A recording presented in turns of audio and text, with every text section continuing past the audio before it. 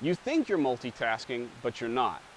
This is Dave Crenshaw. I'm on the road in beautiful Mexico right now, and I just wanted to take a quick moment to respond to a common question, which is, what is multitasking? In my courses and my books, I talk about how multitasking is an inaccurate word. It's inaccurate because we're using one word to try to describe multiple processes, some of which are productive and some are not productive. Instead, I suggest that we use two words to help us understand whether or not we're being productive. The first is switch tasking, and the second is background tasking. Switch tasking is where you're trying to perform multiple active, attention-requiring tasks at the same time. Your brain cannot handle this. So what happens is you have to switch back and forth.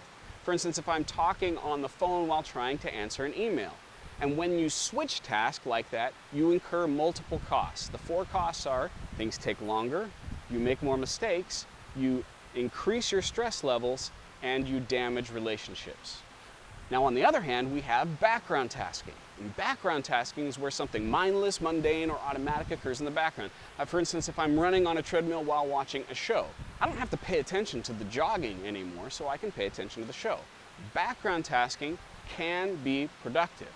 So the question that we want to ask, whenever someone says they're multitasking or they say someone's a good multitasker, we want to ask instead, are they switch tasking or are they background tasking? If they're background tasking, they are probably being efficient.